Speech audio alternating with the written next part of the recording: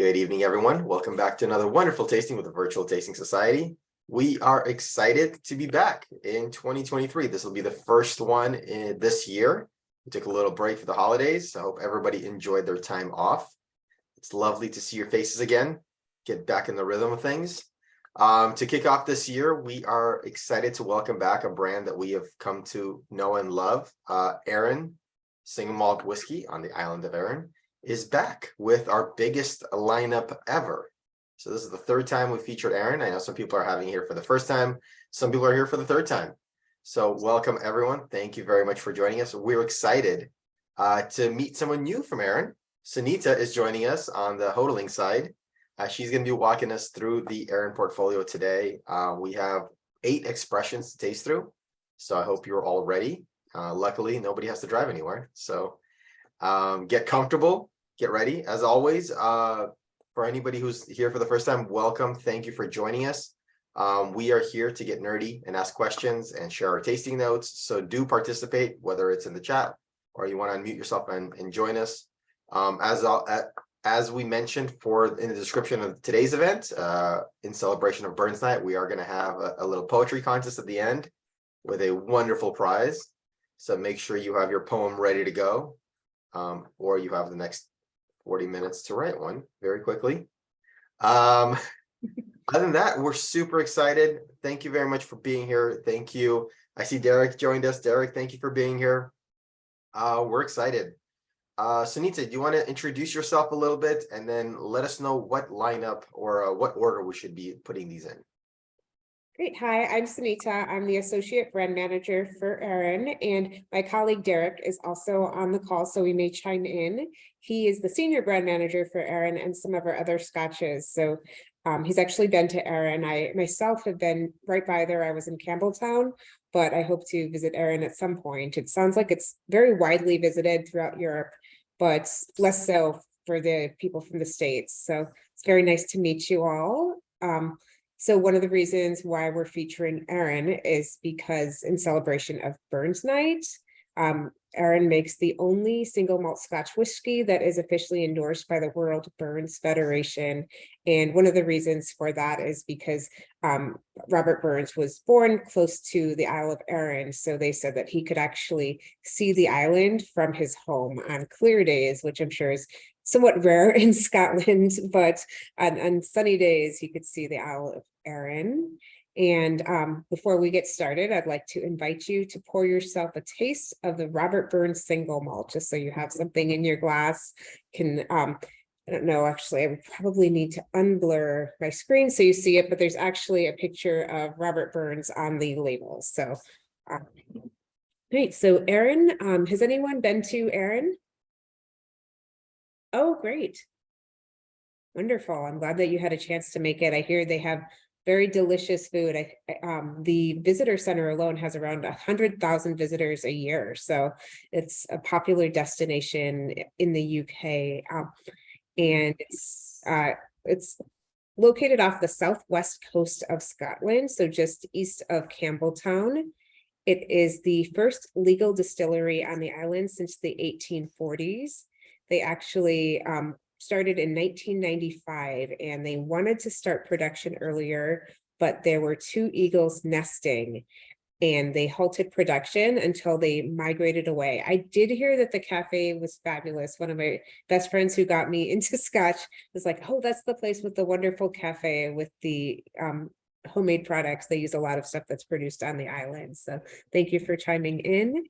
And I did want to, get back to the eagles, but the eagles are represented on their packaging. I think Arran had a really great transition a few years ago, and they did a package revamp, and you can see the eagles are shown as a logo and also on the lid of their bottle. I'll actually start sharing my screen so you can get a better visual representation of it. Sunita, some of the people have 8 glasses in front of them, and some of these are cast strength. Do you mind letting us know what order we're going to taste through the whole thing, so that people can pre-pour if they want to? Yes, I will definitely do that. So the first one I recommend starting with is the Arran Robert Burns single malt, just because it is Burns night. The second one is Arran Barrel Reserve.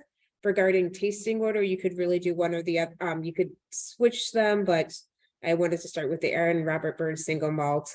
After that, after the Barrel Reserve, I would recommend doing the Arran 10-year-old, which is the benchmark of the range. And the order I put it in was to do the Bothy and then the Bodega, followed by the Arran Port Cask, and finally the Master of Distilling 2, the man with the golden glass. What about the 21-year? The 21-year-old, I say save that one for the end. That's the Okay. last. That's exactly the order I had them. So Bothy and I had quarter cask and sherry cask. Which one was which? Oh, the quarter cask is the Bothy. Okay. So Quick question, just because our yellow ink came off, could you tell us the proof order after the 10, please? yes, so let me give you the proof. So after the 10 is 46, the Robert Burns and the Barrel Reserve are 43%. The Bothy and the sherry cask are cask strength, so those are 55.8%. And the Master of Distilling 2 is 51.8%.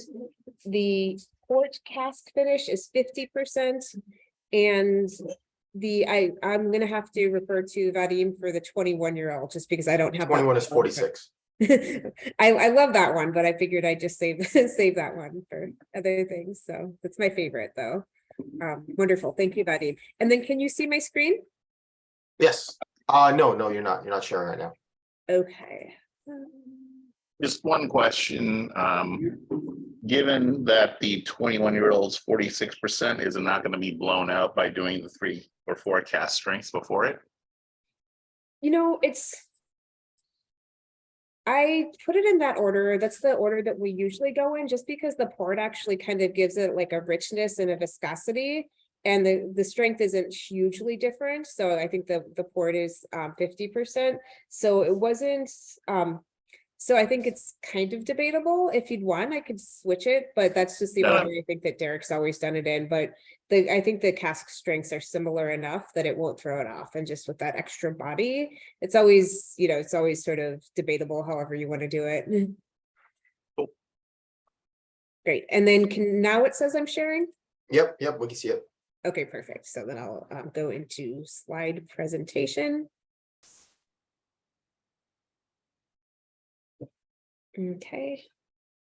And then which slide are you seeing? Are you seeing the? We're seeing the original. I think you're Okay. sharing the other screen. All right, so I'm just going to switch. I have a few screens set up, so let me just do this one. That should be it, I hope. There we go. No, Okay. we're seeing the slide master version. All right, let me just exit here, and then I'm going to stop sharing and then reshare with a different screen. Sounds good. Here, aha. There you go. Beautiful. Okay, great. Thank you so much. And it wouldn't be a virtual tasting unless there were some type of technical glitch. So thank you for bearing with me here. So we will go a little bit into the history of Arran. Go back. So let's start here. So like I was saying, Arran is the first legal distillery since the 1840s, and they paused production until the Eagles migrated away. And one of the reasons why they went to Arran was because the climate in the northern part of the island was very similar to the highlands, and the climate in the southern part of the islands was similar to the lowlands. So in the northern part of the island, it's sheltered by the Kintyre Peninsula, and the southern part of the island is more tropical with palm trees. That's factored in by the Gulf breeze, and between that there's actually a fault that actually mimics the whole of Scotland. And so for that reason, they call Arran Scotland in miniature.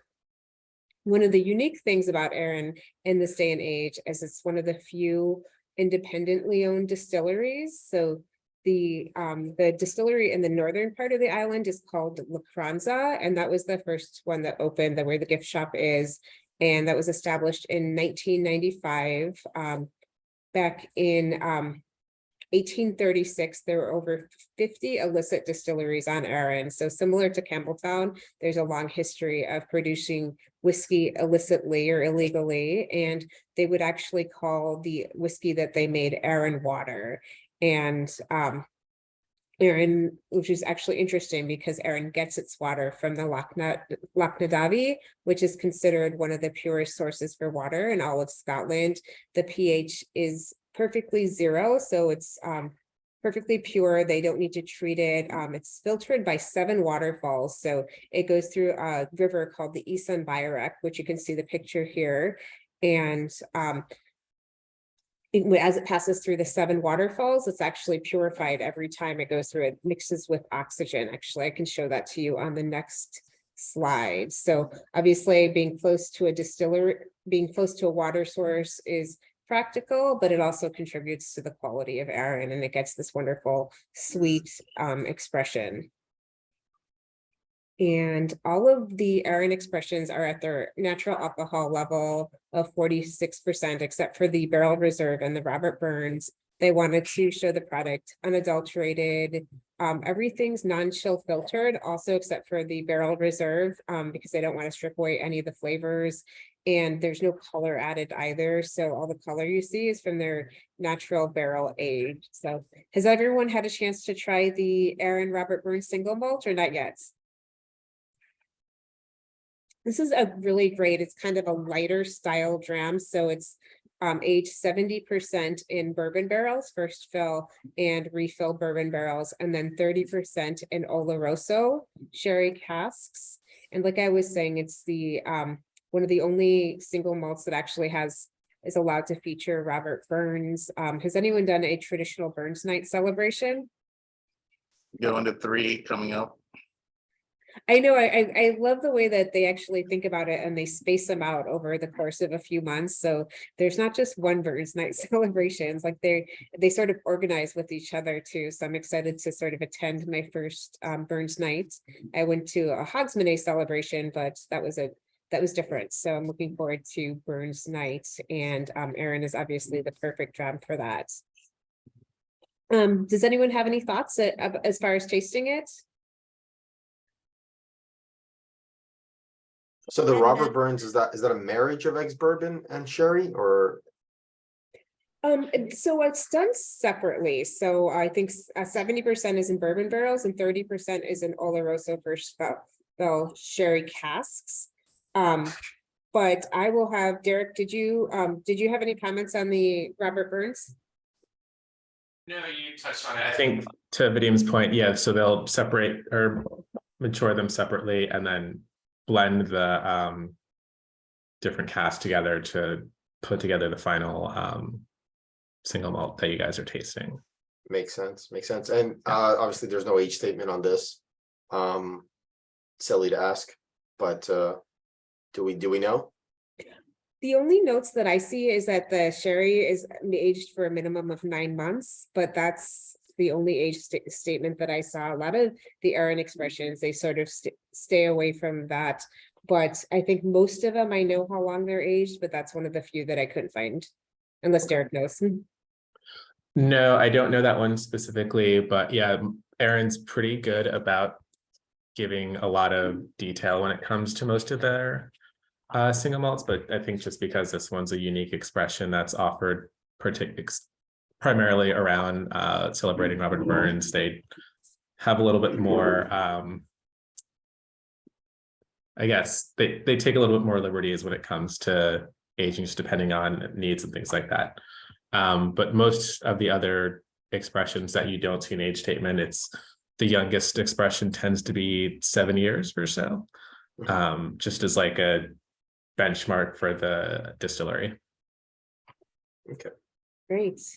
And this is actually a really great one to have as sort of an everyday scotch. It retails around $45, and I think it's hard to beat for that price point. So it's a good one. You can celebrate it not only on Burns Day. So let me know if anyone wants to chime in as far as what they're tasting. I usually don't walk people through tasting notes, but I'm happy to. Actually, I should have, I do have some tasting notes here on this slide. It's interesting that this one is, I mean, it's marketed as the Robert Burns single malted. Arran is not very pronounced. I mean, other than the neck tag and whatnot, it's more Robert Burns than Arran. It I seems know like. it's interesting that they chose to stay away from that. I guess maybe just to focus on Robert Burns, and then the logo that you see is actually the older logo as well. So, but I think now that the Burns nights are sort of in person again, I think people are really excited for it and for this particular expression. If they're featuring it next Wednesday in the Whiskey Advocate, Whiskey Wednesdays. So, Very cool. mhm. Yeah, it's funny. This is our third time doing Arran, but this is our first time tasting this one. I had no idea. Quite a treat. Yeah, it's quite well. This is our first time doing Arran on Burns night, which makes a lot of sense. Okay, and then I think, did Mariella host the last one, or was that Hunter? She hosted the very first one. The first Okay. time we did Arran, it was with Mariella. You know, it's not actually Burns night tonight, right?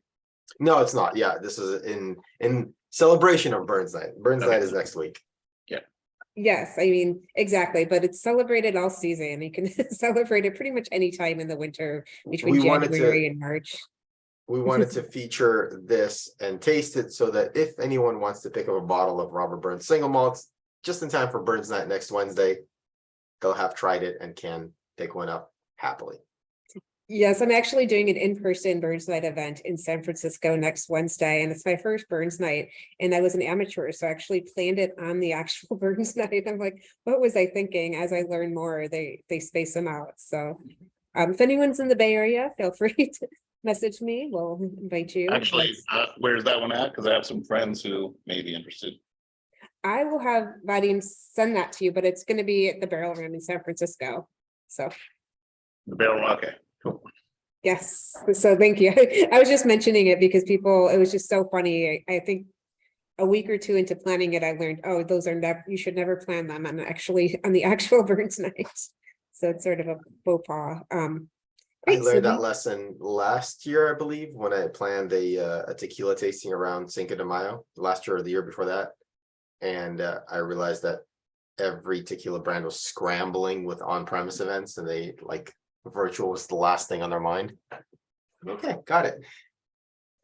Yes, I think especially in May when people's sort of first chance to get out there again and see people after the holidays. So I can see that when the weather's nice. So thank you so much. And just wanted to give a bit of a background about myself. I'm actually worked in wine and spirits for a long time. I started in restaurants and retail, but my background was primarily focused on wine, but I loved Scotch, and we worked at a bottle shop. So I sort of familiarized myself with my favorite brands. At that point, I think Arran wasn't available in Colorado, but I loved Springbank, I loved Luna Haven, and Arran kind of reminds me of those two. I had a chance to visit Scotland right before COVID. So I visited there for New Year's 2019, which was great. And we were in Islay and Campbelltown, and I just fell in love with it. I loved visiting the distilleries and just learning the story and the history of Scotland and culture. I also did my level 3 WSET in spirits and wine. So I wanted to sort of get a chance to learn more about Scotch. And so it was kind of a great place for me to end up here. And I especially love Scotch from Scotland. So I think Arran is just such a unique brand, and I like whiskey, throughout the world, but Scotland is really, for me, one of my favorite regions for Scotch. So great. Would everyone like to move on to the Barrel Reserve? Sounds good. Let's do it. You guys Okay. discontinued the La Franza release, right? Great. What was that? So I actually just learned that their La Cranza line, I think, sort of transitioned into the Barrel Reserve. I think it came to life around in maybe 2015 when they rebranded their core range, which I think that makes sense. I think the branding sounds a little bit better, and that's one of the more like the lighter styles. It's the only one with just a little bit of filtration, not a lot. So Arran is sort of known for no chill filtering, but they do filter this one. It's a great one for cocktails. It's a lighter style. It's all bourbon barrels, so first fill and refill bourbon barrels. So you can really see like what sort of the pure Arran expression tastes like. And this is also a lighter alcohol level, so it's bottled at 43%. And Sina, I know some folks are a little shy, but there are some nice comments about the Robert Burns malt in the chat. So I know you can't see it right now, but folks are enjoying it. Let me see if I can read a couple. Let's see. Anna was saying it has a nice, light, savory quality with a bit of. Is that minimality, or was that supposed to be minerality? Yes. Okay, creamy, add light sweetness too. And then Jane mentioned that there's a distinct note of honey on the palate. Thought it was nice as well. Very light and sippable, buttery mouthfeel with a slight burn. So, Oh, I great. think And I that's hear that's very much typical Arran of like honey and buttery and creamy. it's delicious with haggis. So definitely hold on to some of that for your actual Burns night. So thank you, Derek, for sharing that. For some reason, with sharing the screen, it's hard for me to see that. So feel free to chime in with the comments. And actually, so it's interesting, the barrel reserve is actually fairly similar to the Robert Burns single malt, but so you can really see what the difference is between having the 100% bourbon casks versus using 30% Oloroso first fill sherry casks. Is there a Robert Burns estate or some organization that Arran works with? Because I know it's pretty unique. I think, like you said, it's the only Scotch that kind of uses his name, right? There is. So it's the World Burns Federation, and I think it's sort of ran by the St. Andrews Society. So there is an organization that's sort of devoted to preserving his memory and culture. And Arran does work specifically with them regarding that. And yeah, it's so interesting because I think, as we discussed, Arran was around in 1995, so it's one of the newer distilleries on the block, but it seems like people were really embracing it. It opened at a time when whiskey was less popular than it was now. So I think prior to that, 10 years before that, there were no distilleries opening, and then even 10 years after that, no distilleries opened. And now Scotch has obviously soared in popularity, but they still were able to find, these connections with the Robert Burns single malts. The Queen of England visited their distillery when they were there. So I think people were really excited just because it was one of the few distilleries to open on that time. And they have these amazing connections with the World Burns Federation and other societies as well. So how do people think the Robert Burns single malt compares to the Barrel Reserve? I found the Barrel Reserve to be spicier, which is probably from the cinnamon. The other one was a lot lighter. Yes, yeah, it's so interesting to see how like what the effect is of just that slightly different like cask aging effect. That's great. Thank you. Hi, John, new here. I do enjoy this Barrel Reserve just because there's a very kind of honey nut Cheerios-y kind of going on with it. So I was kind of caught off guard by it, very pleasantly surprised. Oh, I like that. That's a great description, though. Kudos for that, because I'll definitely keep that with me. It is just nice because people don't really think of Arran as like a cocktail Scotch, but it is nice to sort of have this range. It's really good. I like it with highballs too. It's really refreshing, just with like the right percentage of soda water, not too much. So what is the MSRP for this Barrel Reserve? What was the what? What is the, how much is it? That's I'm looking at around $50 around here. Yep. It's usually around $50. I think a lot of the distilleries with inflation, the UK was hit even harder than the US. So you may see it go up a little bit, but $50 is what it is now. So, and that's a great one. This was always a question that came up for me, and I've heard this. I have a really old bottle of the La Grange Reserve, and my Mhm. understanding that this La Grange Reserve is basically what became the Barrel Reserve. Is that correct, or is there a difference between the two? It's been something I've never really gotten a full answer to that has had any confidence to it. That is correct. So I found we had some Wakanza Reserve floating around our warehouse, and that's my understanding is it transitioned into the Barrel Reserve with the label repackage. So I think Arran probably had one of the best repackages in the industry. So if you look here on how the bottle tells the story, they actually said that sales for Arran doubled after the repackage. So you can see the neck of the bottle echoes the waterfalls of the Loch Nadavi. So the water's rippling. And you see the island. The name of the island is here on the shoulder of the bottle. They include Braille so that it's inclusive, and the waters are again shown, surrounding the images of the golden eagles. And yes, it's a great repackage. It really speaks to sort of like the eco culture as well. So Arran is very much like, if you're an outdoors person, I think it's one of the few islands in Scotland with mountains, and there's a lot to see on the island, and really telling the story of the distillery is so entwined with the story of the island. So it's nice that they had sort of a built-in visitor. So it's a great place to visit if you're near there, and it's a very easy ferry ride from what I hear. So I was in, I think, but what I hear is you should also book a few weeks in advance if you plan to go, because it gets booked up. And geographically, it's also very unique. Like we mentioned, the fault and just all the different soil types. So definitely recommend visiting. How much of a hand did Hodling have in the rebrand of Arran? Because the rebrand looks very similar to another brand that you guys rebranded recently.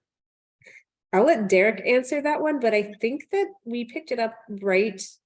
I know that we transitioned the labels, but I don't think that Hodling was really involved. I wonder if it'd be like the same artist or the same, No, marketing so company we rebranding. weren't involved in it. But there's a company called Stranger and Stranger that is kind of the preeminent packaging design agency just across the globe. So I'm pretty sure they were the ones that were involved with Arran specifically, as well as a few other things in our portfolio. For sure. Yeah. You know which one I'm talking about. I grabbed the bottle and I'm like, oh, and they're both fantastic, really well done. They're fantastic packaging, absolutely lovely. So when I first saw the bottle, I was like, yeah, we're talking about that with Hunter, like, wow, this is really well done. Yeah, that one actually, I think it may have been a different agency, but I'm sure as part of the brief, they would have referenced whether it was Arran or not Proclade, botanists. Like there's a lot of like similarities between, I think if you were to like take those two and put them together, I feel like that's what they were able to come with. So For sure. Yeah, and the physical attributes are really a nice and really beautiful touch. Yeah. With the braille and you can feel it. Yeah, it's really nice. Yeah, I think the story is just a great story to tell. So they had a lot to work with, but they are sort of the gold standard, I think, as far as package redesign for spirits, especially. So yeah, it worked out very well. Great. So I will move. Did anyone have any comments on the Barrel Reserve? Any additional ones? Okay, fabulous. I will move on to the Arran 10-year-old, which is actually sort of the flagship or the benchmark of the range. I think it's one of the best 10-year-olds that I've had. And I think one of the reasons is just that climate in Arran where sort of matures earlier, the influence of like the coastal breezes. The 10-year-old is actually aged in bourbon casks for 10 years and then moved to sherry casks where it's finished for an additional 6 months. You always get a lot of citrus, oak, cinnamon.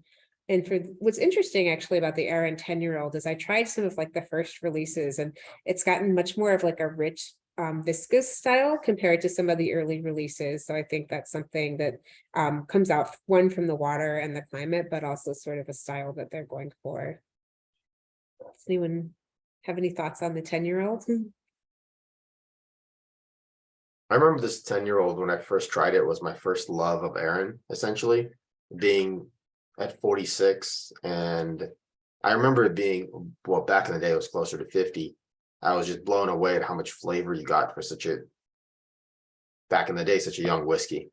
Back then, when I first started getting into it, 10 years old seemed young because everything, the big boys were starting 12, 15, 18. But I remember trying this and it being 46 versus everyone else being 40, just the flavor and the velvety mouthfeel and everything that was there. Just it's that first hello from Arran. Fantastic. Yes, they definitely don't skip on quality for this one. For me, the 10 here, along with the Barrel Reserve are two of my go-to summertime drams.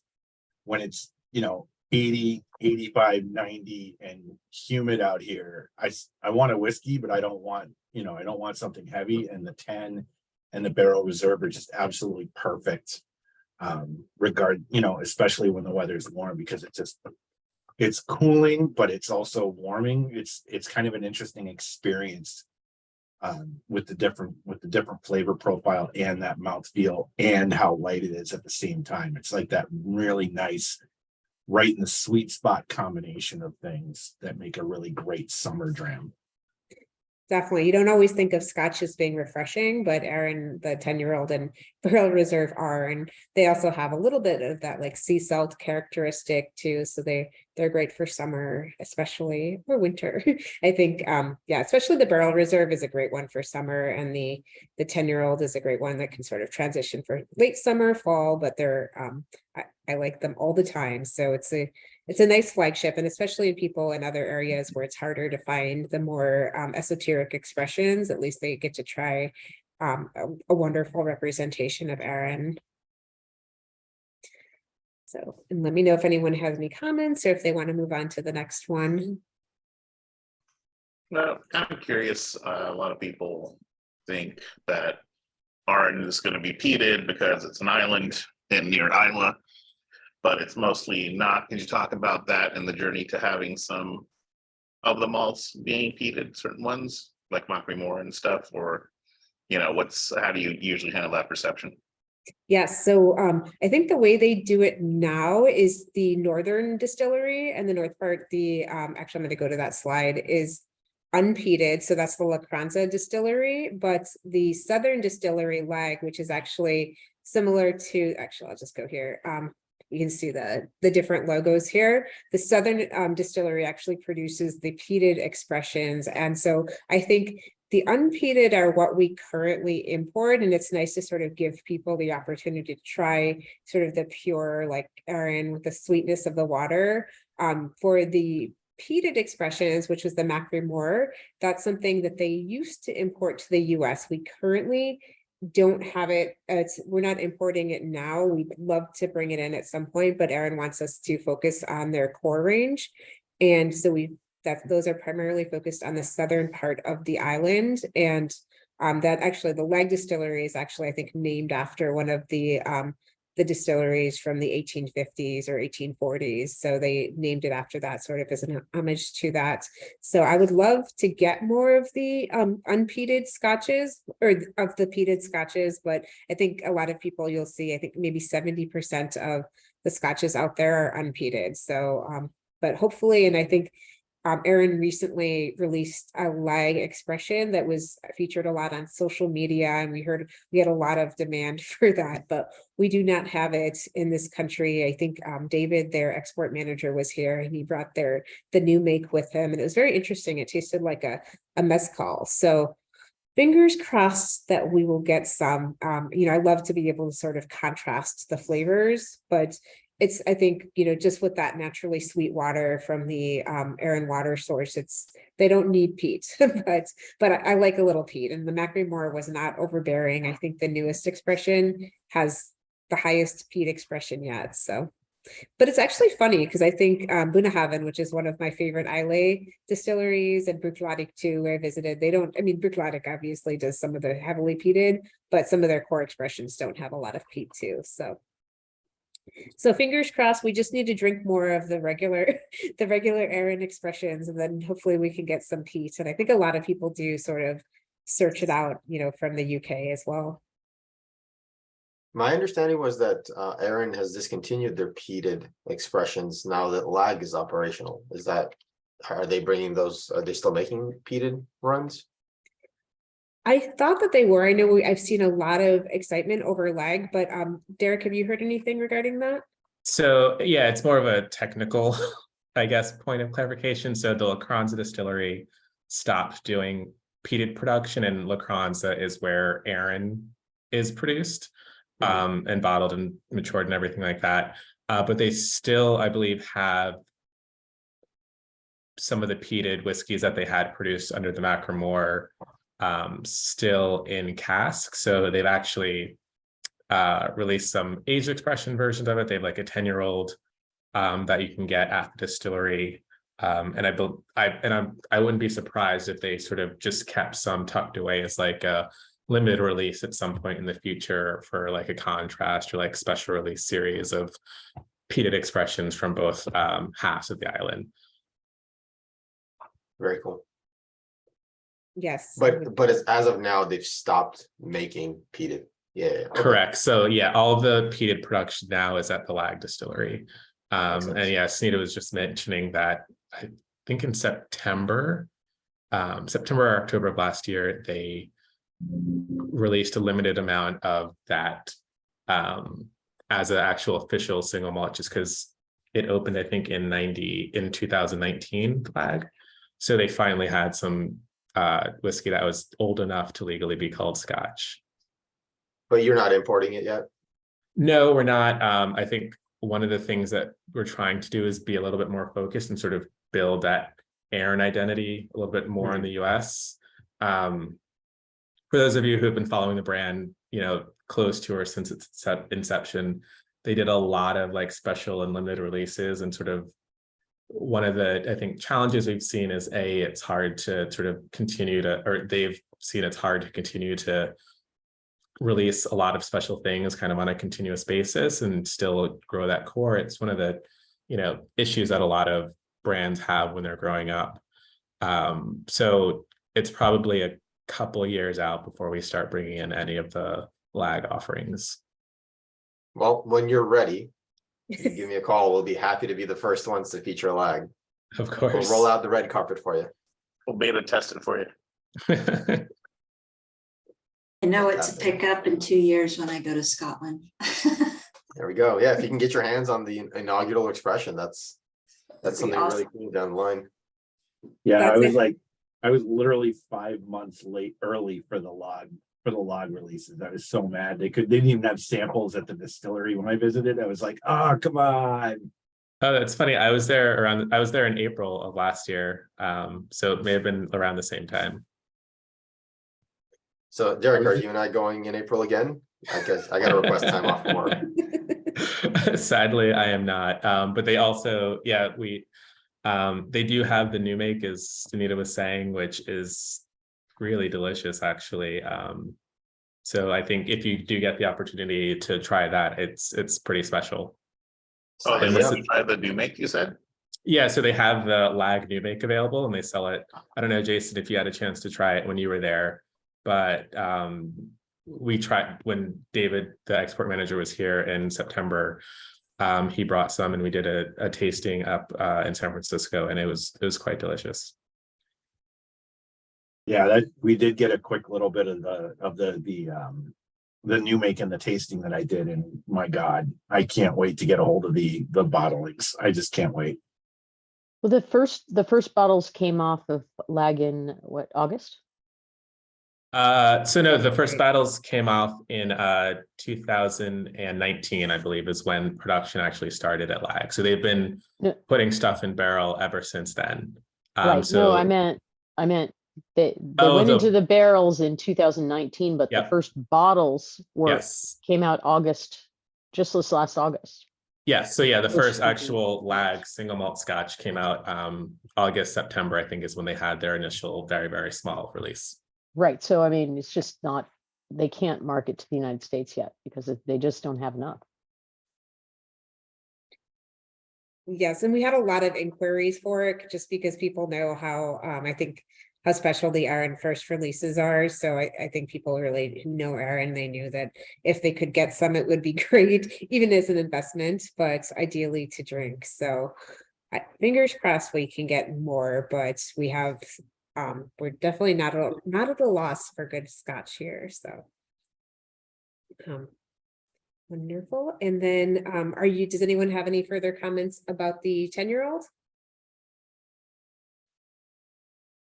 I was enjoying the notes that you get with sherry cask finished whiskeys, but it wasn't in your face. It wasn't until like the third or fourth tasting that I tasted it. And I was enjoying that.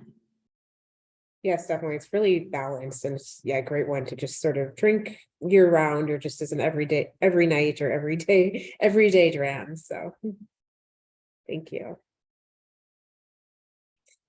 So the next expression, I sort of like to do the sherry cask before the Bothy, but technically the Bothy is the correct order. So to do the quarter cask after the 10-year-old. So I'm going to keep to that order. And the quarter cask is actually interesting because it sort of speaks to the Arran heritage of illicit distilling. So the quarter cask is aged for 6 years in first fill bourbon barrels, and then an additional 2 years in custom crafted quarter casks, 100% bourbon as well. So I think this one really appeals to the people who like the bourbon, who like more of an oak presence. It speaks to the heritage. It's just because back when it was an illicit distillery, they would sort of put it in the smaller oak casks so that they could, so that people wouldn't see it. So just to avoid detection. And they also say it's a great contrast to the Arran sherry cask. So I think when Arran started, they did a little bit more of the sherry focus, and you're seeing them do more with the bourbon focus. So if you really like an American bourbon, I will recommend the quarter cask. No chill filtering. Obviously no. It's 53.2% ABV. I'm seeing 56.2. How do you guys get it to always be? Are you just blending to a proof to an ABV point? Okay, makes sense. Sorry, that could be on the bottle too. And it does say 56.2. I think my notes for some reason have that written incorrectly. So it is purely cask strength. Fantastic. So yeah, so I think that I think they just keep it at the actual cask strength. I'll let Derek chime in if he has any commentary on that. No, I think Vadim kind of nailed it. Like they put cask strength and it obviously is much stronger than you would kind of normally see. So I think probably with the first release, that was the strength that it was at, and they've kind of just been able to kind of manage, or there also could be some flexibility in kind of TTB regulations around sort of how far you get off, and they just decided to use this as kind of that marker. What's the history of the Bothy? Do you know that at all? I know that one. So Okay. Bothys are little huts, I think, so that's why they call it. So Bothy is sort of like an old hut where people used to live, and so that's where it got the name. And I think with the sherry cask, they nickname it the bodega, so they go to the Bothy just in like a great nickname for the quarter cask. It has more of a ring to it. Derek, did you have any commentary on that one? I'm sure you knew that one too. So no, I mean, I always forget about that one, honestly, just because bodega is a lot more, it makes much more sense since sherry houses are called bodegas. But yeah, no, you nailed it. Yeah, so I guess it is kind of a counterplay, and that's what they do like to talk about, trying those both next to each other, just so you can really see the contrast of flavors. So certainly if you have more than one glass in front of you, I recommend trying them right by each other. Now my question is sometimes I feel like the Bothy is very much a like a bourbon drinker's scotch. What do the people who traditionally drink scotch, what do they think of it?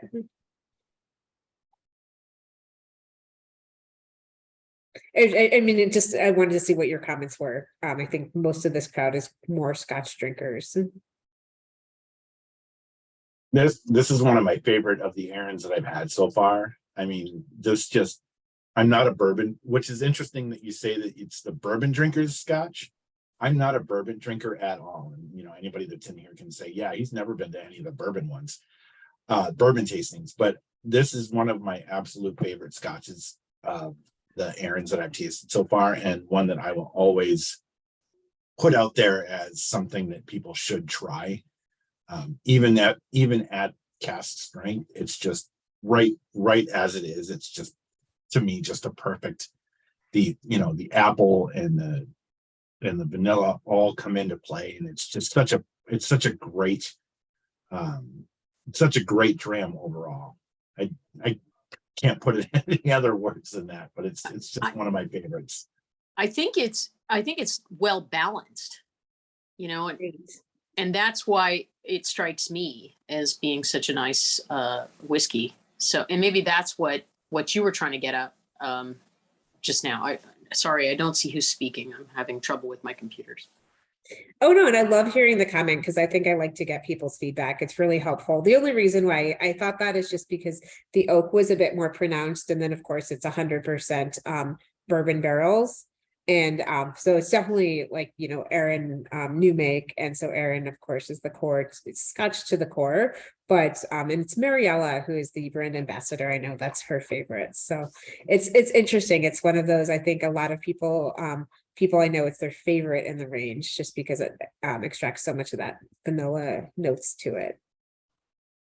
I think what's interesting is over the years that I've realized, trying my best to convert bourbon drinkers to Scotch is it's the assumption is if it's 100% bourbon cask, then bourbon drinkers will love it.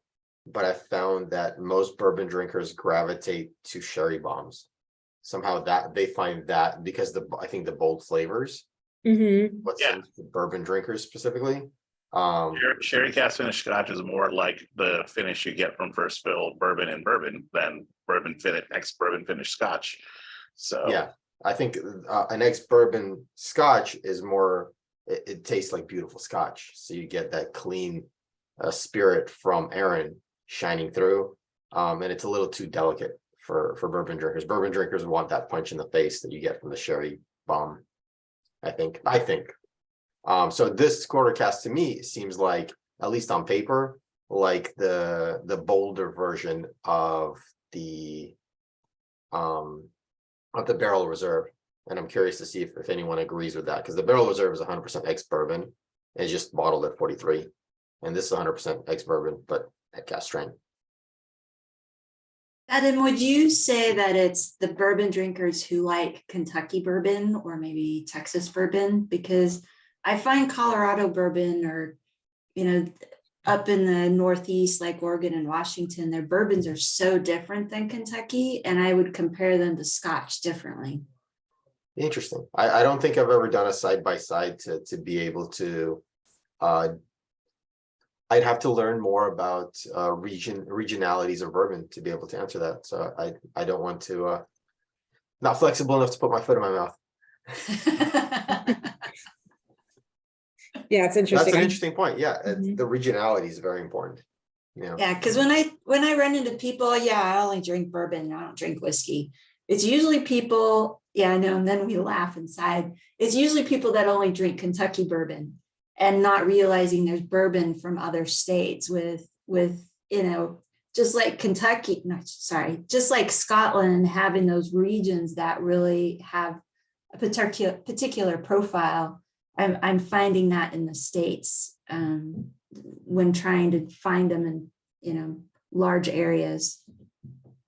Well, the best is when those people tell you it can't be bourbon if it's not from Kentucky, right? Yes. Oh, I love that conversation. Yes. That's funny. And I wonder if it's because the sherry cask gives it just a little bit more sweetness.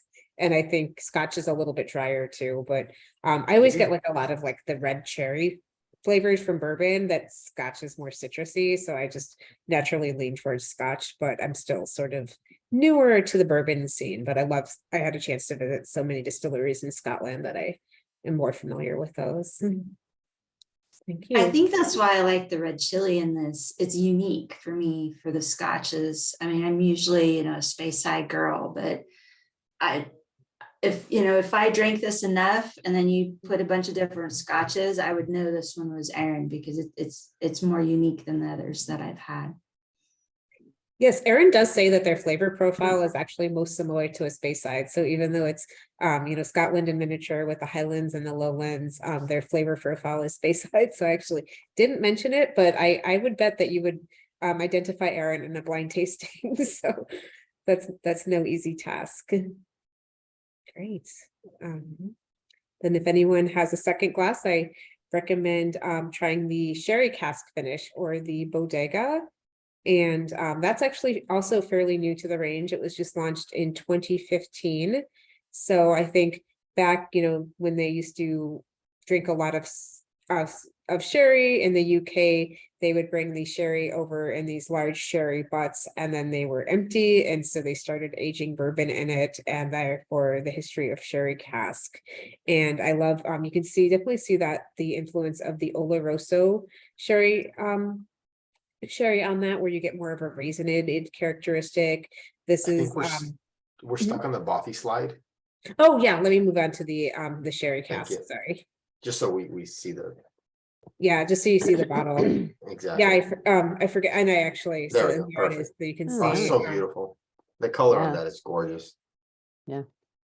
Definitely. And that one actually, so I'm a little bit more partial to the sherry cask, but like I said, Mariella is more partial to the Bothy. So, but it's all what you like is what's important. And I think they're all great for the whiskey geeks who love the cask strength. And for me, I don't find like the 55.8% overly hot. I think it's really manageable.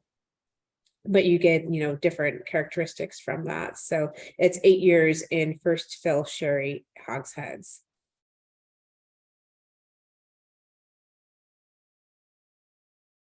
This is just all sherry to me. This is, but I love it. But I love the Bothy cask as well. They're just depends on what mood I'm in, right? It's the perfect contrast. I completely agree. And especially like if you're learning about scotches, it's great to be able to try them next to each other. So it's 100% sherry.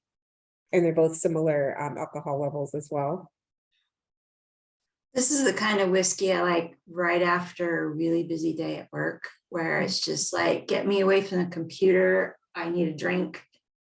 And then later I have something more complex like the quarter cask. So yeah, this is nice. Yeah, they're interesting. And this one's like, it's a little bit more warming to me, but I want to revisit. I'm going to revisit the quarter cask as well and retaste that one. So yeah, I understand what you're saying, Mickey, about right after a long, hard day, because the sherry it's got these big sherry flavors, but it's also softer. It's a little bit rounder. And so like, that's the type of thing you want. And maybe later then shift over to the more spicy, the thing that grabs you, which is the Bothy cask. So, yeah. Yeah, this one's like comforting. It's like turn my brain off and just enjoy it. Don't think about it. Just enjoy it. I can definitely use a glass of that. It's like a warm blanket. And I have that quarter cask in my High Times wish list already, just so you know. It's kind of funny you talk about the hug, and this is my first time with the sherry. The previous 4 I've had before, this is my first time with the sherry. And like that comment about it feels like a little hug is kind of funny, because I was like, I feel this in my chest. I feel like a little nice warm pressure on my chest. That's just really comforting. And you're absolutely right on that, Kate. It's literally just a little bit of a like my cat snuggling on my chest when I'm laying on the couch. It's exactly what it is. It's perfect. I'm definitely going to use these when I present these in market.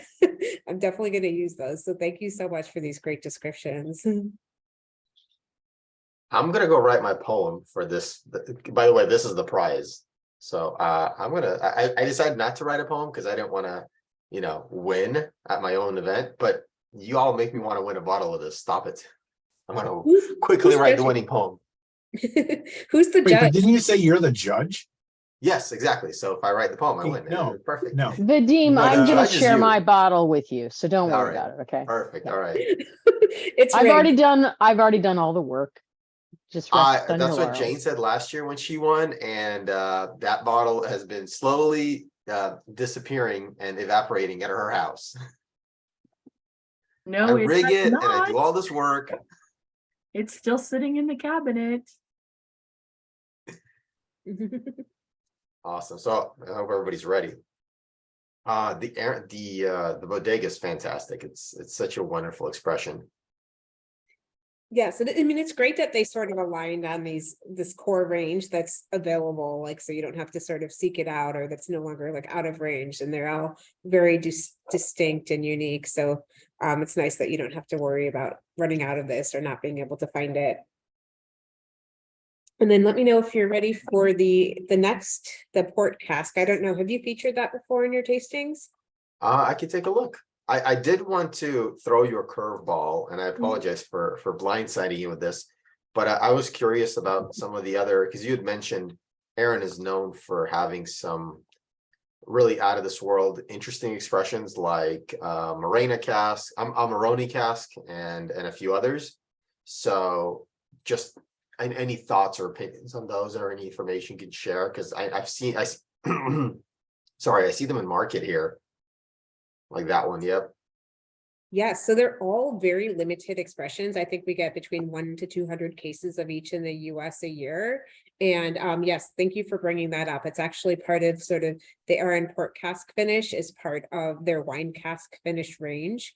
And I like them all a lot. So they're all very distinct. It's amazing. I think they're aged for just an additional, I think 9 months in these wine cask finishes, but it just contributes so much to the body and distinct flavor profile. So with the Amarone cask, that's actually probably the one that's the hardest to get as far as the wine cask finishes. It's aged in Allegrini casks, and just very nice. Like, my background's in wine, and just you get that red fruit, the Italian influence, and that's something I think, you know, we sometimes sell out of that about 6 months of a year. We've had fairly good availability of it for now. And then the Sauternes cask is also a nice contrast. That's more like sort of bright fruit. I think that's in the Chateau Soudero casks so it's 6 to 7 years. I think sometimes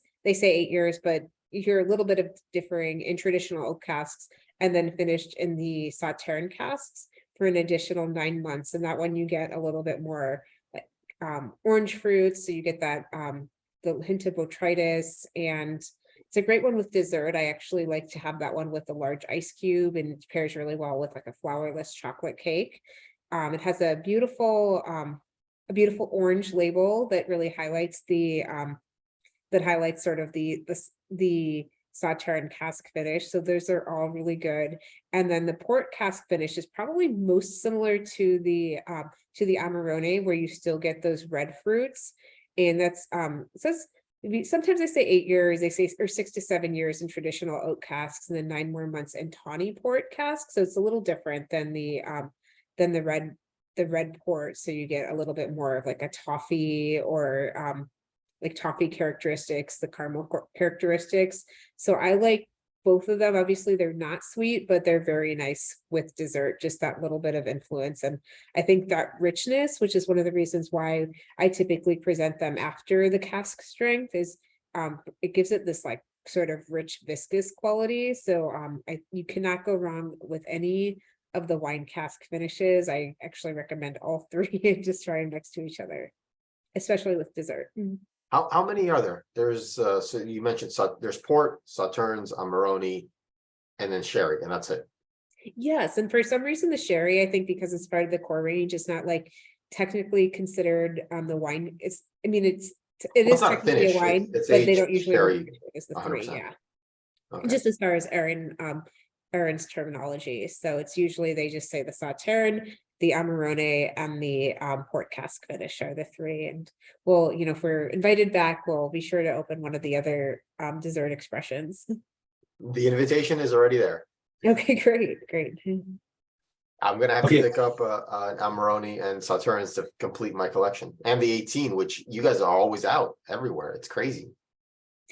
We actually have some of that is coming back into market. So we have some coming in the port pretty soon. So I think maybe look for it March, April. So but yeah, the 18-year-old has been out since I have been working here, but I know a few retailers who have it, so I've been able to find it. But the 18-year-old's hard to get, yeah. So I'm not gonna lie, the port cask finish is why I'm here tonight. As soon as I saw that in the sample set, I literally just bought it and just handed over my card to them immediately. I'm a You're not huge just here to port spend cask- time with me. Yes, that's the number one reason. And then the second reason is the port cask finish. Most of us are here despite you being here, Vadim. That's how it works. Are That you checks sure it's out. not the other way around, Mickey? I mean, I would be here I'm here for the port cask first. Checks out. Love you all. Well, What that I just like. knocked me out of the poetry contest too, by the way. Yeah, yeah. You with your limerick and your haiku together in one. I got you. Yeah, I know, and it's kind of interesting because technically we could do the port cask finish before the Bathi and the bodega. I don't know. Would you probably put it before those two? I just How sort does of everyone stating the feel about tradition. this port cask? Because it's a 50%, so it's not cask strength, but it's pretty up there. How does everyone feel about this one? I'm really enjoying it, and I could see where you could bring it forward, but I think it's fine where it is in the lineup. I like it afterwards because I do enjoy port cask finishes that are a little heavier, very port forward. This one isn't. I don't know if it's because I just had the sherry cask, but I feel like you could tell it's in the red wine category, and I don't normally get that in a port cask finish. The two times that I've had Scotch finished in port cask, I was not happy. And my preference is a high rye bourbon finished in port cask. So that this is up there. I really, really like this one. Oh, good. Thank you. I know. I feel like the Arran range is very solid across the board, and it's just all very, very unique. And I would also encourage you. I think this is a fun one to try also with like an ice cube if you want to sort of mix things up. I don't usually add ice to my Scotch, but I think sometimes it's very refreshing after dinner. So it's a good one to try that way too. So should be great with chocolate and Or pour this over ice cream. you could. I would almost do the sherry over ice cream, but that's just because I have a background in sherry. So, but yeah, I think you could definitely pour it over ice cream.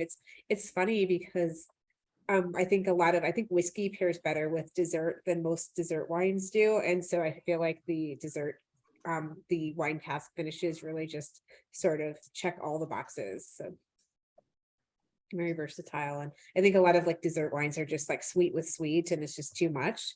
Whereas a whiskey is a nice contrast. I'm sure it would be great with like a flourless chocolate cake or something along those lines. Okay, and so it's actually, did anyone have any additional comments about the port cask finish? I love the black label.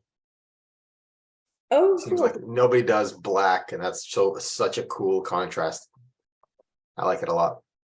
Great. Yeah, I do think it's like a little bit more masculine, whereas the Amarone is red and the Sauternes cask is like sort of a bright sunshine yellow. So it is a nice one for sure. Well, the black with that very golden color whiskey is a really great combination. Great. So yeah, thinking about that, like my port cask, I have a bottle of the port cask, but mine is the tall, like that La Granza that I that I grabbed earlier, it's the taller bottle. So is that the pre-change in the marketing? Yes, a lot of retailers still, like, actually, I was just at the whiskey shop right before the holidays, and their wine cask finishes are still the old packaging.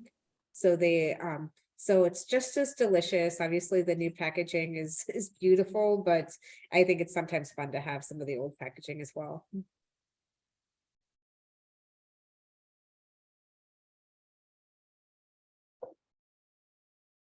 Great. Did anyone have any more questions? Derek, did you have any comments on the port cask finish? No, I unfortunately don't have most of these at home. I actually just have the port, so that's one of the ones that's kind of the special releases or limited releases. That's kind of one of my favorites because I forgot who was saying that they like a high rye bourbon, but one of the brands in Hodling's portfolio that we actually distill, Old Potrero, which is a rye whiskey, they did a limited port finish in their past that's probably impossible to find right now.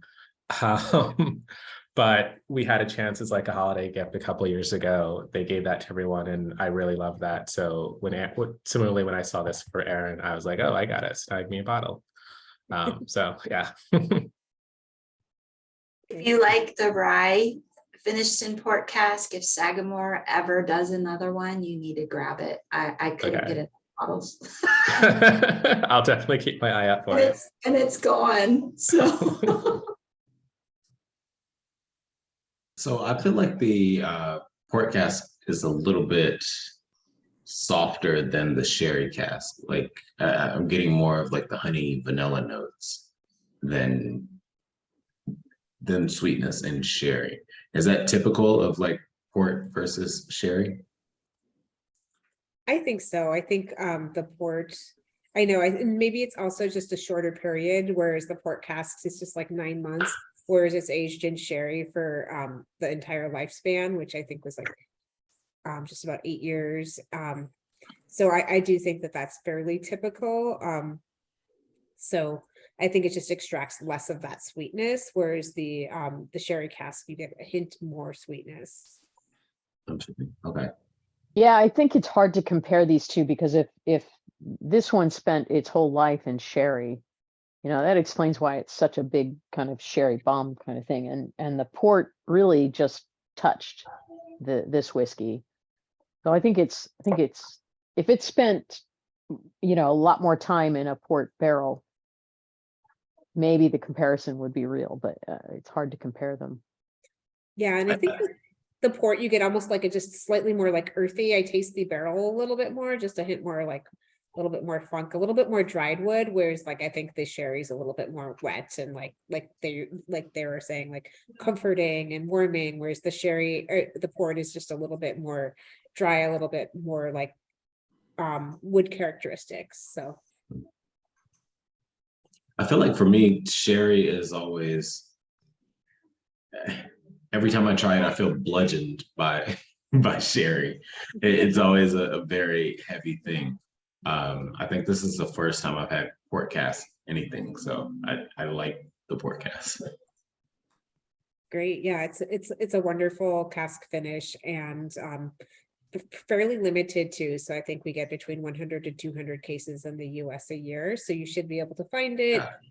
Your retailer can always special order it too. So if anyone has any issues, just reach out to Vadim until we can connect him with the right Southern rep.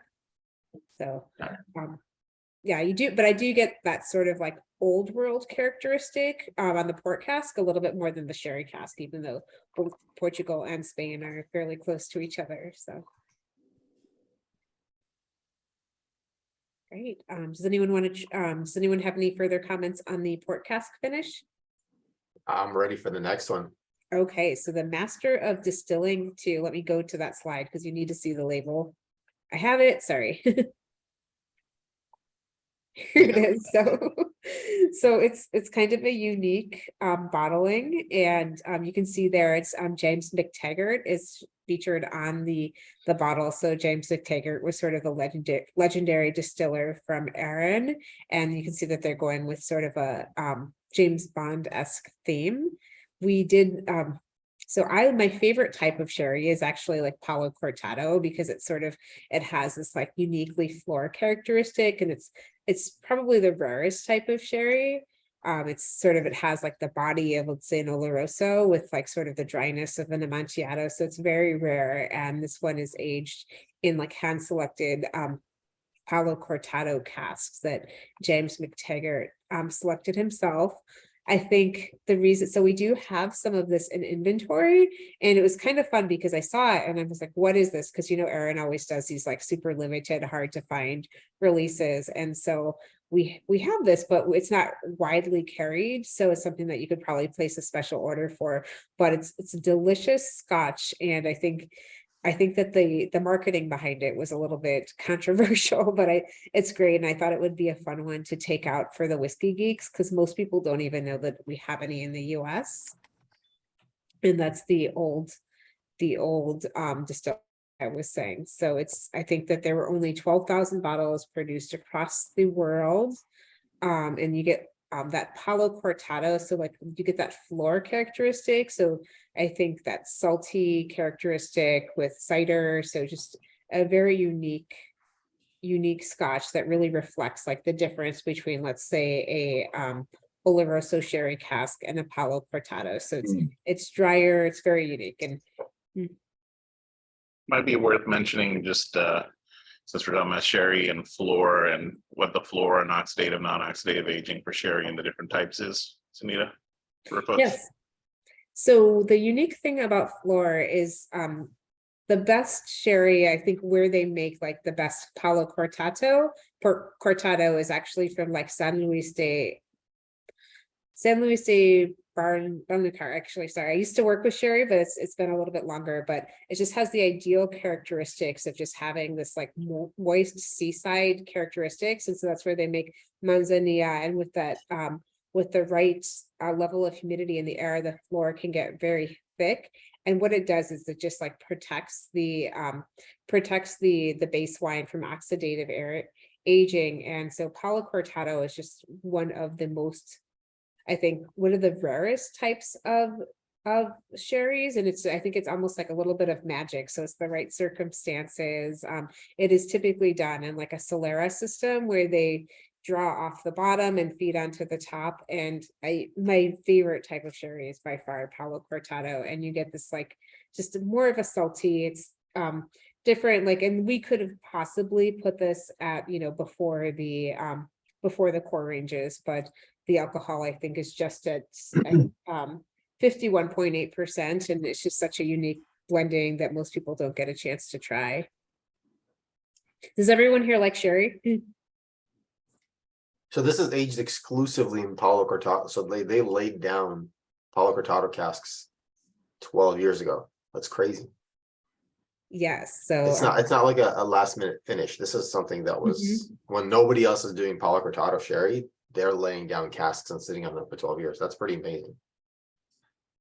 This is really different from all the others. And Sunita, you just explained it because of the Palo Cortado, and that has that sea influence, so the salt influence in it. I taste that. It's really unique. Yeah. And they think that the only reason why they have some left is because of the packaging is a little bit out there. I mean, James Bond, of course, is big, but the packaging was a bit controversial, but it is very unique. And I think it really just reflects the sherry barrels because it has that, the 12 years that it spent in those sherry casks. And if anyone needs to find it, I'm sure like you can just place an order. We have inventory of it. We don't necessarily, I think one of our retailers in Colorado was actually caught. He's like, what is this? And he knew that it was the master of distilling too. So he's like, bring that in. And that's when I discovered it. So it is available by special order. It's fairly reasonably priced. So if you have a regular retailer who is willing to order that for you, I can, Vadim, or I can provide you with the item number to place a special order. It's not really if we have enough people in the group that are looking for this bottle, we have partner retailers that would be happy to bring it in for us. So just let me know. Yeah, Cask Cartel almost 300 for it. No, it would be way more reasonable than that. It's a lot. How do you know this, Vadim? You're right, you're completely right, but yeah, we can do definitely a better price than that, for sure, a lot more. Yeah, stop quoting Cask Cartel. They're kind of ridiculous. They're insane. I don't know where they get their prices. They They're haven't, kind of they have nuts. cartel in the name. What else do you expect?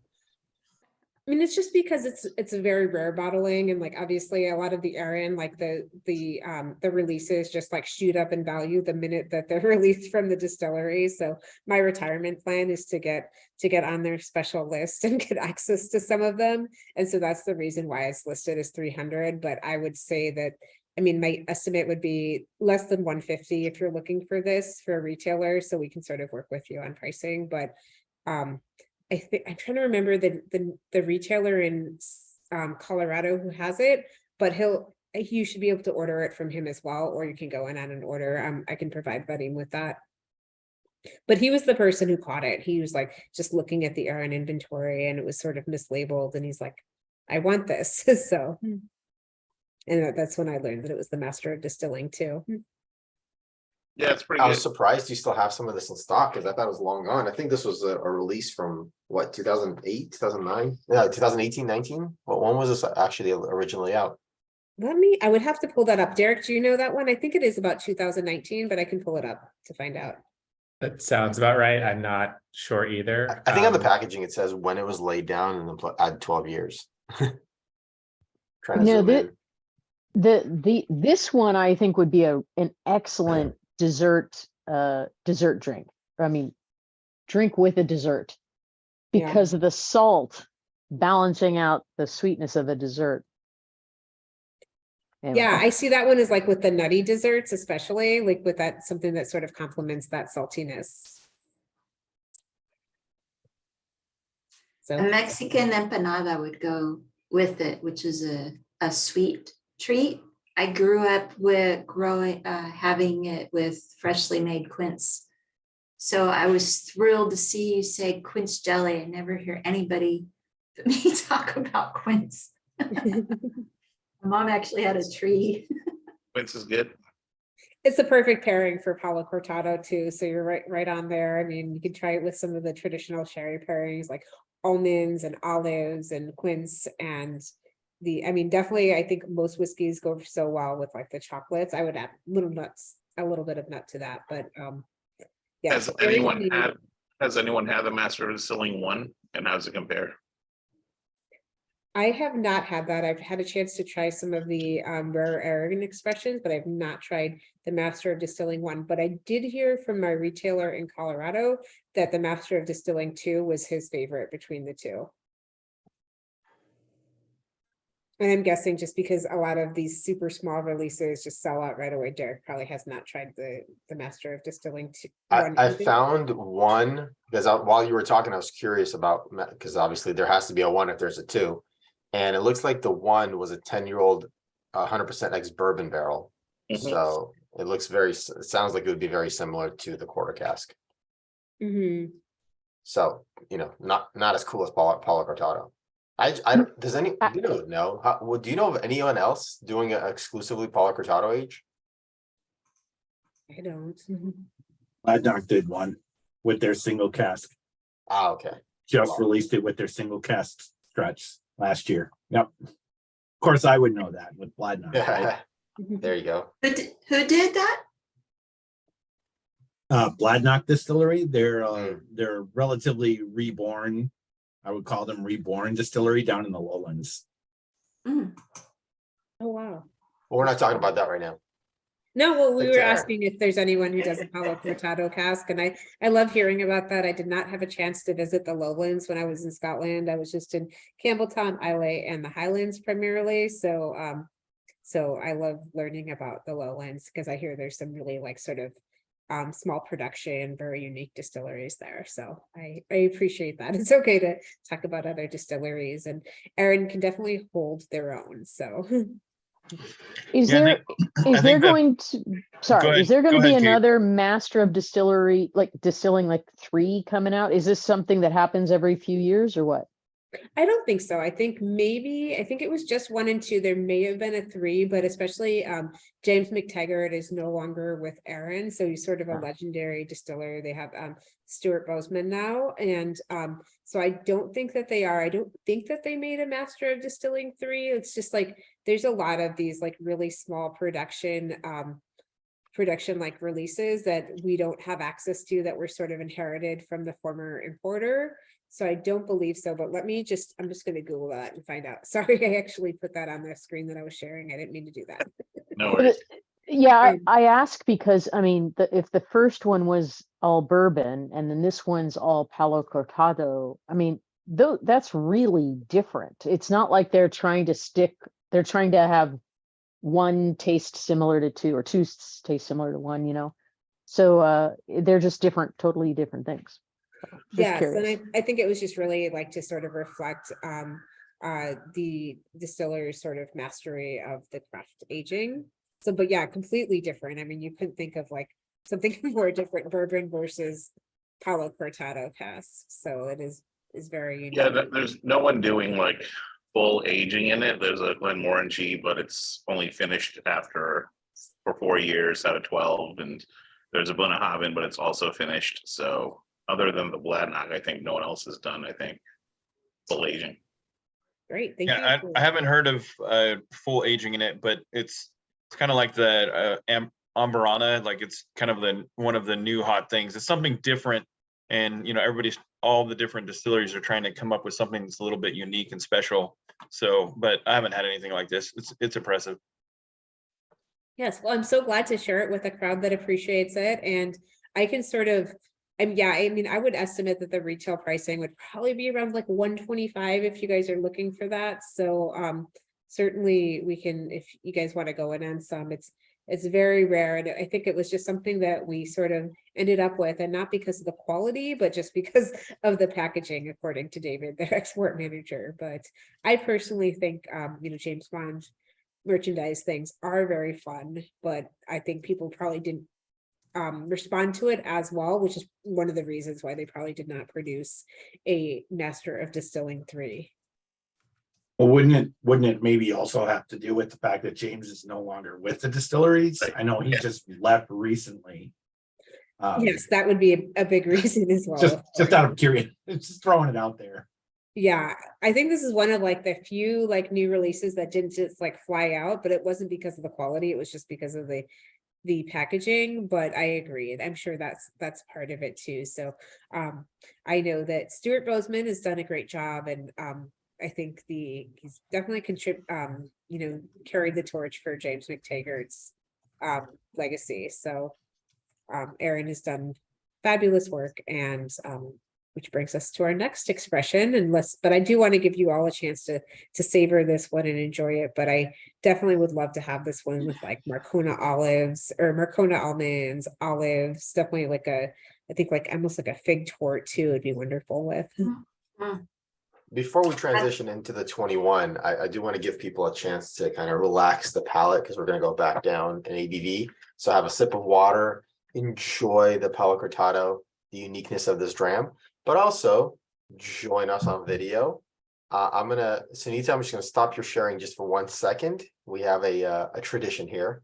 So we're gonna get Victor and David and Rory and Jordan to jump on and raise a glass just for a second.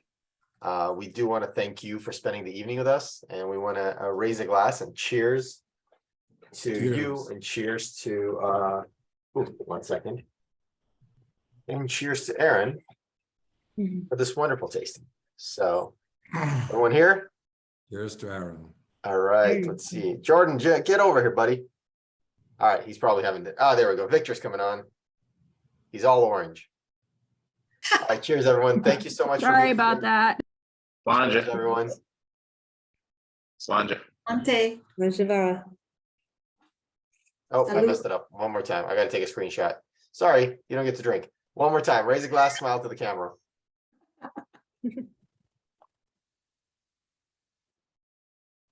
Lovely. Got it. Thank you. For anyone who said Slante, whoever it was, just FYI, it's spelled that way, but it's pronounced Slanja. Yeah, that's the fun of Scott's Galley. or Sláinte, depending on where you're from. Yep, regional accents. And what's the difference between Sláinte and Sláinteva? Because I think sometimes people say Sláinteva too, don't they?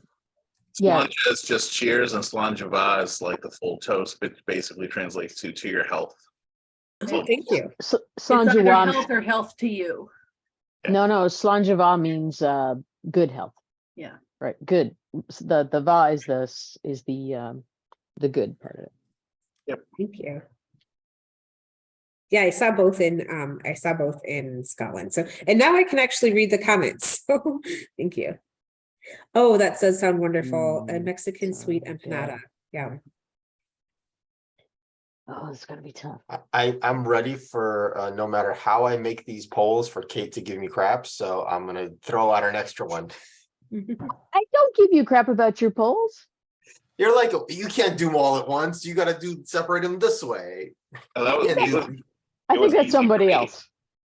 This was an easy pull for me. All right. Well, there's going to be one for all 8. Good luck with that one.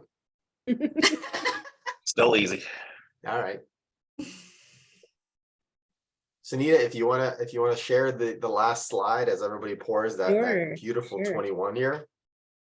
I know, I everybody love that enjoys one. that I very wish I was special treat. drinking it with you. I just couldn't justify opening a bottle, but I'm sure Derek would have been fine with that. So You maybe I'll should take it. have opened one and split it between the two of you. It's totally justified. Yes, that's actually one of my favorites. So what's unique about the 21-year-old is it was the oldest Arran expression to date when it was released, and it's all sherry casks, so very much like in keeping with like the traditional Arran expressions. So some first fill, some refill sherry hogsheads, butts, and puncheons, and just this beautiful, like extremely delicious 21-year-old scotch. And I think the retail price that we have listed here is actually from what's supposed to take an effect. I think coming in next year, you can sometimes find it closer to $249, and it's just really elegant sherry You're cask not sharing the screen. 21-year-old. Oh, I'm not sharing. Let me try that again. Yeah, great packaging. It comes with a box. So let me try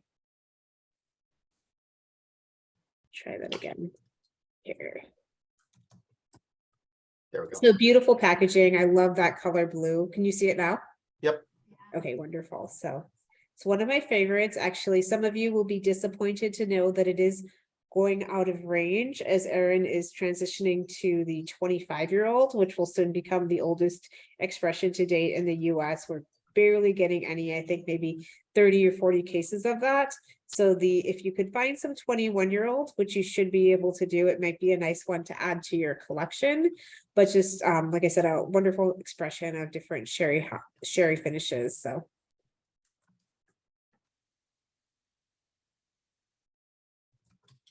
And it looks like K&L has the 21 year, but they have an old photo of the old packaging. I'm guessing it's the new packaging. They just didn't update the photo, right?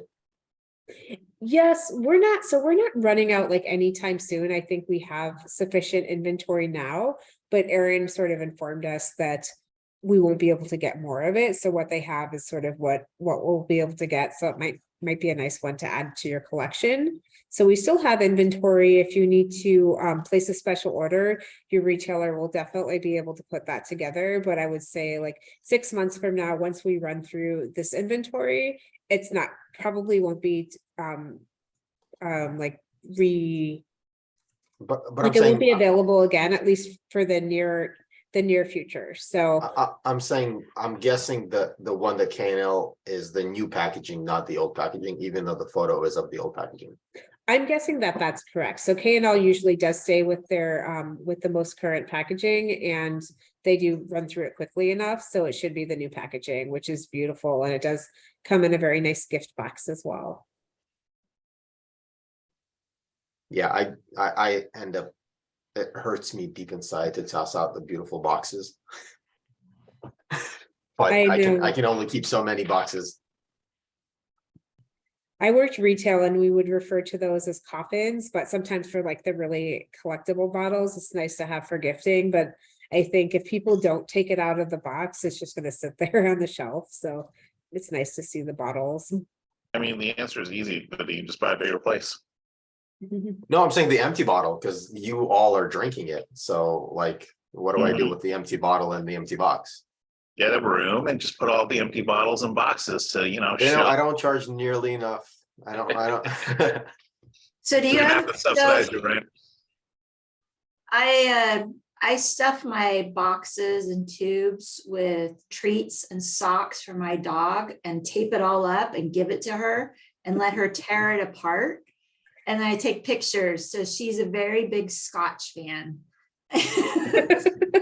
What kind of dog is she? Because I've seen some cats on the line, but I have not seen any dogs yet. She's a Labradoodle and she's very fond of whiskey barrels and cartons, but yeah, otherwise I get pawed to death because I work from home. And so it keeps her entertained and she gets treats out of it. There you go, buddy. That's what you need to do with your boxes. You just need to train your cat. You need to train Whiskey. Yes, to get into I them. don't want him ripping up boxes, because I have ones that don't need to be ripped up in the house. So let's not start that trend. That's the problem. She is It does, very it's good fun, about just the ones I give her. She checks the others for squirrels, but she makes sure that the rest are safe, but she just terrorizes the ones that give her with treats. Yeah, dogs have a great sense of smell. I think cats do as well, but so that's a good, so you should send your boxes to Mickey. There we go. That's the plan. I can do that. That works for me. We do have a supply chain of anyone I know that can upcycle empty glasses, empty bottles. I send them down the bottles 20 at a time. We have one guy that puts candle like lights in it. If anybody makes candles, if anybody here makes something, please let me know. I'm happy to send the empties to you. There are bottle lights available for sure if there's something that you like. Yeah. So I think Awesome. this is my favorite. I don't know about you all, but I love the 21-year-old. It's the best Arran that I've had yet. I think a lot of people love the 18-year-old too. So, but just curious. Look at what you guys Sanisa trying to think. skew the numbers. Oh, I'm not. I'm also like a little bit more like I've been like I worked for a Spanish importer, so I think I love sherry and I just love the history of it. And so when I was in Scotland, they would just be like, drink sherry because they needed the barrels, and so and sherry was sort of a dying art. So so I am slightly biased towards the sherry casks, but I love bourbon barrels too. But I like them better when it's not bourbon inside of the bourbon barrels. Yeah, and I did a sherry course here in the wine house on the west side with Monica Marin, who teaches it for the WS, set folks. And, I was kind of asking her, it's like, so you're taking a course on sherry, but the thing is, no one's buying sherry anymore. The only reason they're making sherry is so they can age scotch in it. And like half the time they sell the sherry, they dump it out, and then they use it to age scotch in. And I'm like, is that a good situation to be in? Right? So I used to like one of my first jobs was for a Spanish importer, the first company to import wine from Spain. They had a wonderful sherry range, and exactly, we're just sort of trying to brainstorm how to market sherry. You're starting to see more in cocktails, so you'll see some of the sherries there, and also some of the esoteric dessert wines. And I was also doing my WSET 3, and the teacher was like, oh, this it technically wasn't a sherry, but it was a PX, which is, you'll see a lot of the Pedro Jimenez, which is right around there. So in that same like triangle area. And he's like, oh, PXs are just like, they're overly sweet. There's not much to them. And I'm like, no, you're wrong. They're delicious. And so then when I was at Springbank, they're like, oh, PXs are wonderful dessert wines. And I was like, you're right. So I think you'll definitely see a lot of the distilleries sort of talk about the merits of sherry. And maybe it's because they need the casks, but I actually think that they're both really a nice complement to each other. You like actually drinking PX neat? So the PX that we had was a 25-year-old, 20 aged in oak casks for 25, the Toro Bala, and it was the best thing ever. So I finished, I was Hmm. like, you're wrong. And here's a taste of what of what a good PX tastes like. So it was like a 28 no casks for 25 years. And it's literally heaven. And everyone agreed with me. So Interesting. Which one was that? the Tora Albala, How do you spell that one? Toroalbala, and the Grand Reserva. And they would do them like at that point, I think when I worked there, they would do like a 71, and it was like for a half bottle, it was like around $30. So it's like maybe like $40 now, maybe for like a 25-year-old 375 of PX. That's just like the oak aging. It's expressed on coconut mats. So it's just a wonderful, amazing thing, but very different than like, let's say like a young PX where it's just kind of syrupy without much balance. Right, which is, I mean, the bricks count on it was so high. The ones I tasted, it was just like, it tasted like, you know, the syrup you get out of the Coke machines before they add water. And I'm just like, you can't drink this. And I thought it was like undrinkable. And honestly, at the sherry tasting I did, we taste the whole range from all dry to, you know, super sweet. And I was like, I have to admit, as crazy as it sounds, the cream sherries, the English cream sherries, where they blended the dries and like the sweets, for me hit the perfect balance because it was like not too sweet and not too dry. So, but I'd be curious to try a PX. You said that's good. I put a link in the chat. Is that the one or? Yeah, that's the one. And Okay. yeah, if you can find it, I highly recommend it. You cannot find, especially if you're looking for like an aged expression, a vintage dated aged expression, it's amazing. And then I would try some that were like 80 or 90 years old, but I actually preferred like, you know, the 25 to 50-year-old ones because sometimes they were almost too syrupy when they got very old. But we had a really nice sherry portfolio, and the Tora Albala was probably one of my favorite wines that I've ever had. Wait a sec. So apparently Mission claims it has the 1999 Torabala PX Grand Reserva for $80. Oh wait, out of stock maybe? And look for, I always would do, oh, that's fancier. So that's fancier than the one that I would try. I would always do just like their 375 bottles, and let me see what I can find and I'll try to share it. Yeah, I'm curious. It's like the Tora Albala Grand Reserva. So I think they may have pulled up some of the other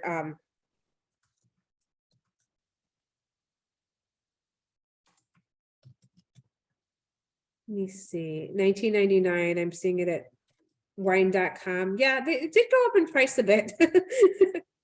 Sorry, that was my fault for working. But I think that's the full 750 bottle too. So if you can find it in a half bottle, then it's better. But yeah, they have the wine.com has the Tora Albala Grand Reserva for $81.99. And I would typically buy it in like the 375s just because it was sort of a lot of Cool. a lot of sweetness, but it was my favorite. So. Fantastic. Sunita, so we did a couple of votes, and I guess we'll start off. What do you think was the group's favorite high proof or cast strength or close to it expression? You're asking me? Yeah, what do you think? I'm going to think that it's the Master of Malt or the Master of Distilling, because it is rare and this group is very familiar with Arran. So to bring something cool, and I think that a lot of people wouldn't necessarily appreciate it. All right, Derek, you want to take a guess? Do you agree with that? All right. I think she's good. She knows us. That's I mean, right. That's Yeah. literally what I picked instantly when the poll came out. So Look at that. Almost 50% voted for Master Distilling 2. So it was 10 votes for Master Distilling, 5 for Sherry, 4 for Port, and then 2 for Quarter Cask. All right, that was a clear winner. All right, then let's see for that favorite expression of the night. All over out of 8 expressions, what do you think was the favorite?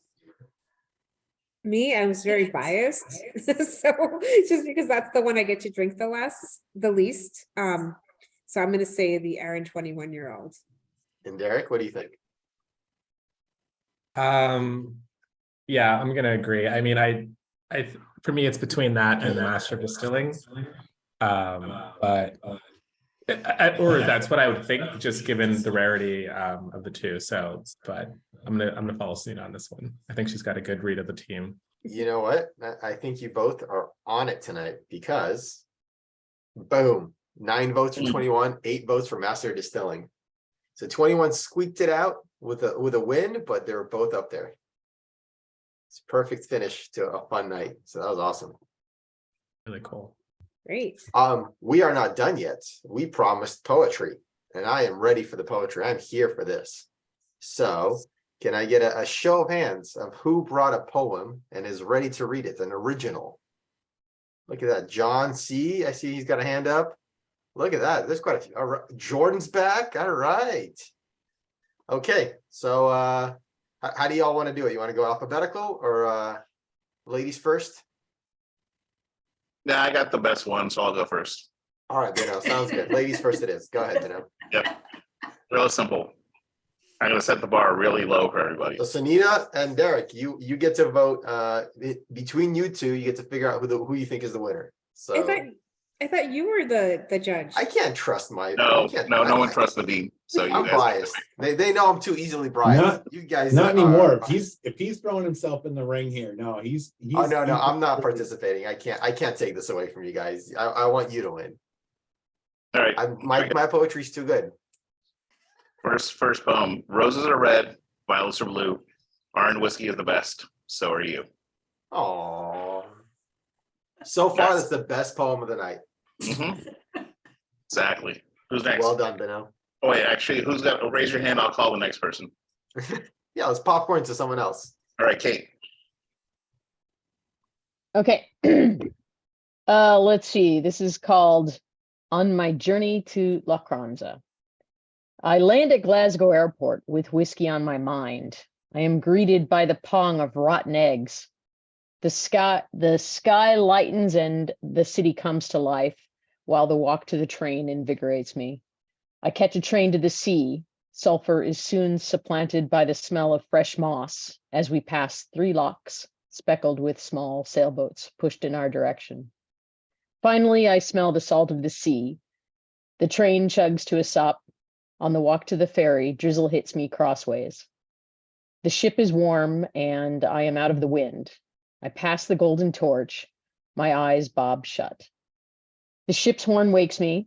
The heavy scent of kelp in the air tells me the tide is out. The ghostly visage of Goatfell tells me we're at Arran. A hike will resuscitate me. I follow the fresh water up the canyon and glen. As I arrive at large pools, the sun nudges through, turning the water's muted colors to lively hues of turquoise.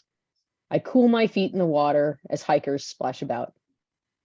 With still a distance to go today, I head back to the harbor and hop a bus to up the coast to the Copper Still in La Cranza. The freshness of the Eason hits me first. Then a breeze brings bouquets of today's brew. I shoo the sheep as I dash across the road. A golden eagle screeches a welcome from above. When I step through the doors, I am met by intense aromas of barley, brew, distillate, wood. I must look as thirsty as I feel because someone says falcha and hands me a dram. The whiskey that was on my mind this morning is now on my tongue. Slanja.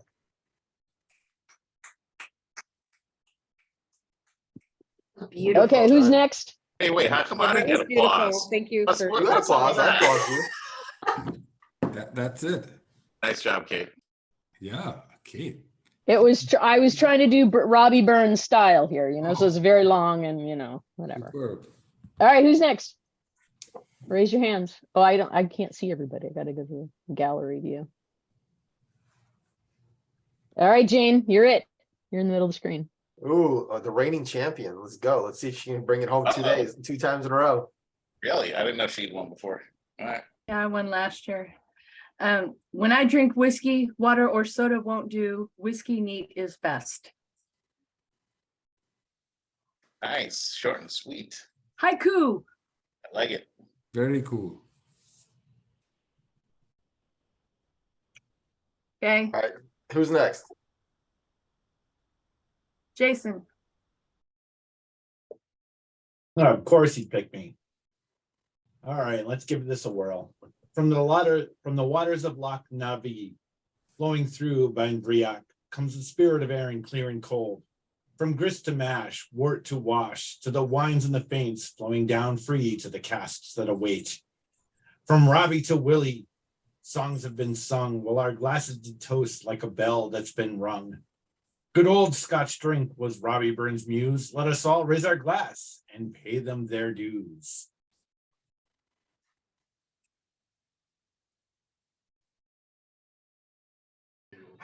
Well done.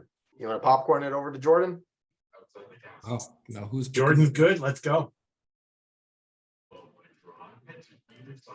I don't know if I'm good, but off the top of my head, drinking 8 drams of Arran at a Comfort Inn from a single plastic cup makes my heart warm because it doesn't just taste good, gets me properly fucked up. Yeah, now that's a real poem. It's more of a limerick, fear from McMinnville, Portland. Yay, road drinking. Do we get different categories so we can pick different ones? We have one winner. That's it. Don't overly complicate. All right, who's next? Who else has one? Jump sheet, do you have one? No, not this year. No, not this year. I can repeat last year's, but not this year. You can, but you won't be in the running. It has to be original. Jordan, you want to pass it on to someone? Shane and Elijah out there shaking their hands at you. Sorry, Elijah. All right. Yeah. So, my favorite thing about Burns, he was a working class guy, he was like a farmer and he died at 37. And so it's kind of tragic, actually. Right. And so I wrote a sonnet about that, and he wrote some really good sonnets that I'm happy to share later. But okay. 37 years he toiled and wrote of Alloway's brown soil, his father's lands. The fields he plowed at sunset, too remote for all that effort. No rest for weathered hands that spent the evenings in poems and song. Squinting at the page through crackling fire, imagine Rob composing his lifelong symphony in verse to praise Ayrshire. A bottle held against his palm's creased line to bring some inspiration to his pen. The malted barley he called poor man's wine, refilled his whiskey glass again and again. So if you're 8 drinks down to night's adventure, toast drunk poets, tell them Robert sent you. Cheers. Cheers. That's well done. And it rhymed. All right, who's next, Elijah? Mr. EM. Pass to Shane. All right, can you guys hear me? Yes. All right. What? This is about virtual tasting and Vadim. Vadim, your tastings are supreme, which makes me think of a theme. You are the virtual tasting king. Whiskey discovering, experience creating, you truly are amazing.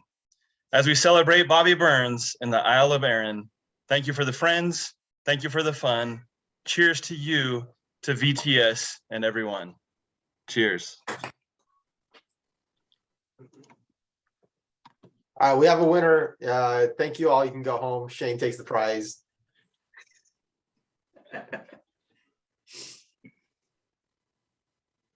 All right, who's next? I know that's a tough one to follow. Who's next? Don't Nikki, I forget think you had one Maria. now. Oh, Maria. Maria, go ahead. A little limerick from our friends in Florida. You gotta unmute yourself. Yep. There you go. Okay. Thank you. All right, so it's not as good as you guys, but so anxiously thoughts, patiently waiting. Okay, so delectable taste and bethink these and choose. Which one? Cheers. Cheers. Thank you. See, my internet cut out, or I would have called out Shane for pandering. That was planned. Future pandering. Hey, he said he was going to be the judge, man. Come on. Exactly. Shenanigans. All right, is there anyone, did anyone else prepare a poem and has not presented yet? No. If you did, please unmute yourself and speak now or forever not speak. But you guys were taking notes, Anita and Derek. All right. Sunita and Derek, you get to pick a winner. Do you want to converse amongst yourselves in the chats behind the scenes? Or do you already have a winner? Oh, let's see what Derek has to say. I wouldn't be able to choose a winner. I would probably choose 3, so we'll see what Derek has to say.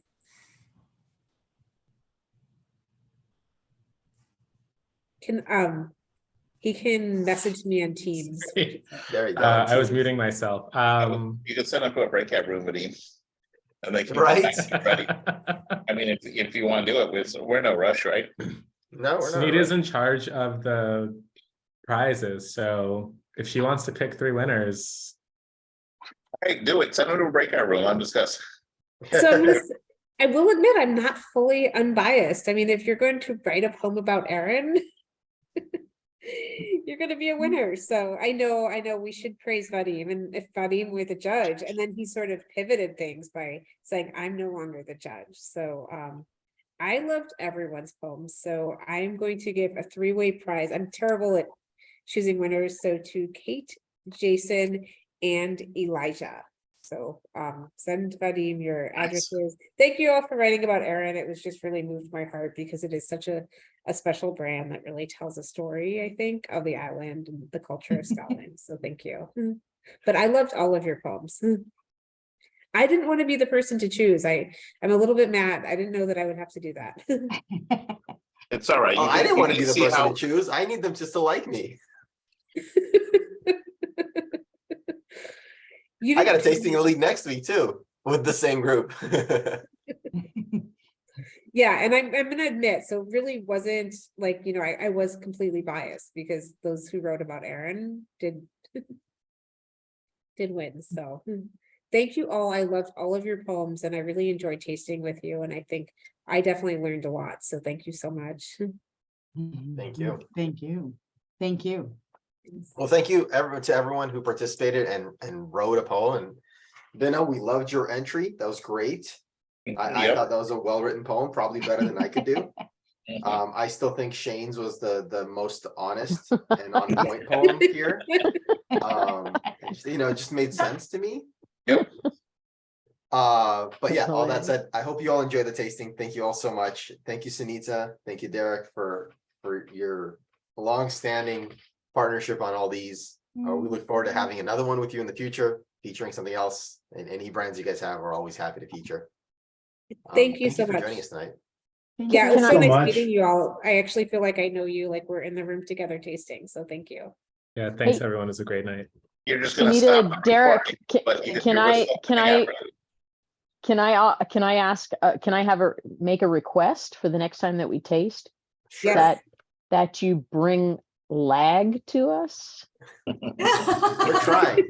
We can We'll try. ask. I can't guarantee that, but we Because can ask. I'm telling you, this group, if they taste lag and they love it, they're gonna fly to Arran and buy it I directly can't from. believe the person who always says no to peat is requesting the peated version of like the peated sister distillery on Arran. This is true. This is true about me. Okay. But I do know this group and I know that they would love it. And I know that they would fly to Arran to get it. So I'm Awesome. thinking, in a big way, not as an individual here. Love it. No, yeah. If we can get lag, we definitely will. Yeah. Yes, and that is definitely something that we would like to get as well. So we have wonderful expressions to work with, but certainly I think Arran is just a really special brand. So hopefully we can get some of their peated expressions as well. Absolutely. Yeah. If we can, and we're no stranger to trying some new make and whatever R&D stuff, we're happy to be your bouncing board. Yes, we will. We have a year to work on it, so we should be good. So thank you. Sounds good. As always, thank you all for hanging out. Thank you all for joining us. We're going to stop on the recording and then just hang out. So nobody's not being kicked out. Feel free to enjoy, but we will stop the recording and just relax. Cheers, everyone. Thank you. Thanks. Thank you for your poems.